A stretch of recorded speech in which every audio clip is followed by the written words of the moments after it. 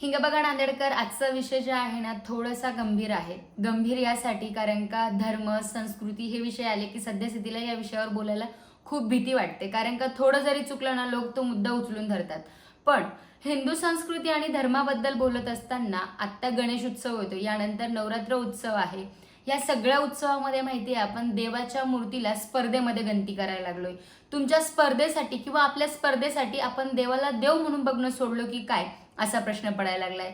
मुद्दा आपण आता कालचा घेऊयात. 12 तारखेला जी घटना घडली ती घटना अतिशय दुःखद घटना आहे, जे की आपल्या भुलेश्वरच्या गणपती सोबत झालेली आहे. मुंबई गिरगाव येथे जी घटना घडली ती घटना 22 फुटाचा गणपती जो आहे तो गणपती आणलेला भुलेश्वरचा राजा, आणि त्या गणपतीची मूर्ती जी आहे ती पडलेली, आणि त्या गणपतीच्या मंडळ अध्यक्ष जे आहेत ते म्हणजे संकेत नेवसे आणि पदाधिकारी जे आहेत ते म्हणजे ब्रजेश जोशी. यांच्या दोघांचा मृत्यू झाला आणि 5 जण गंभीर जखमी झाले.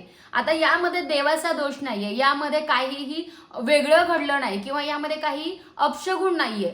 आपण चुकतोय, देव चुकत नाहीयेत. आपण देवाला देवाच्या पद्धतीने पाहत नाही, आपण स्पर्धा लावली आहे. या मंडळाने 15 फुटाचा गणपती आणला किंवा त्या मंडळाने 20 फुटाचा गणपती आणला तर मी 22 फुटाचा आणणार, मी 30 फुटाचा आणणार. आपण देवांमध्ये स्पर्धा करणं जर सोडायला लागलो ना तर नक्कीच आपले सण आनंदात आणि उत्साहात साजरे होतील. आता काही गणपती मंडळांनी आहे ना दुःख व्यक्त करण्यासाठी अगदी शांततेत गणपतीचं आगमन केलं.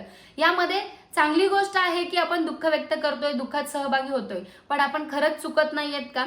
आता जर आपण कोकणातला विषय घेतला ना तर कोकणामध्ये मंडळं काय करतात माहितीये, एका मूर्तिकाराकडे पाट देतात आणि त्या पाटावरती मूर्तिकार जशी मूर्ती बनवतो ना ती मूर्ती आणून त्याचं पूजन केलं जातं.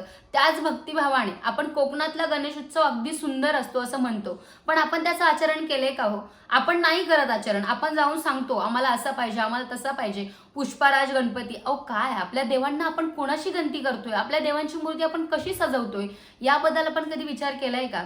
आपल्या देवांना आपण देव म्हणून बघूयात. ज्या गणपती मंडळाने मोठी मोठी मूर्ती आणायची स्वप्न बघितली आहेत ना त्यांना एकच सांगणं आहे, तुम्ही मूर्ती केवढीही आणा, तुम्ही स्पर्धा चांगल्या ठेवा, समाज प्रबोधनासाठी कार्यक्रम ठेवा.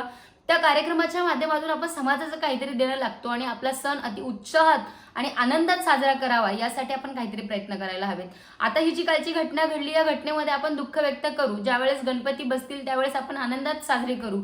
पण ज्या घरची मुलं गेली, ज्या आईचा मुलगा गेला, ज्या पत्नीचा नवरा गेला, ज्या बहिणीचा भाऊ गेला, ते आनंदात सण साजरे करतील का हो? आता 28 तारखेला रक्षाबंधन आहे, त्यांच्या घरच्या बहिणींना काय वाटेल माझा भाऊ नाहीये, म्हणजे गणपतीमुळे माझा भाऊ गेला, ही म्हणजे किती किती म्हणजे मनाला असं भेदणारी गोष्ट आहे.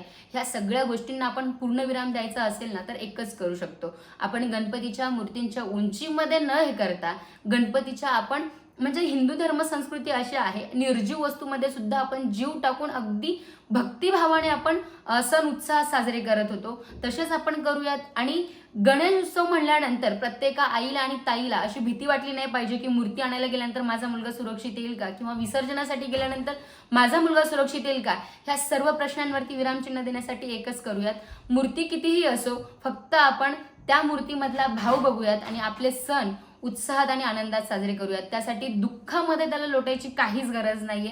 जर समजा यामध्ये माझं काही चुकलं असेल तर सॉरी, पण आपला धर्म, आपली संस्कृती आणि आपली परंपरा जपण्यासाठी आपणच पाऊल उचलायला हवं. इतकंच सांगते. काही चुकलं असेल तर ते माझं असेल, जर चुकलं नाही ते समाजासाठी असेल. आणि पुन्हा एकदा सांगते, व्हिडिओ आवडला असेल तर जास्तीत जास्त लोकांपर्यंत शेअर करा. आणि जर समजा माझ्या चॅनलवरती तुम्हाला असे व्हिडिओ पाहायचे असतील किंवा कुठल्या विषयावरती पाहायचे असतील ते कमेंटमध्ये नक्की सांगा आणि सबस्क्राईब करायला विसरू नका. धन्यवाद.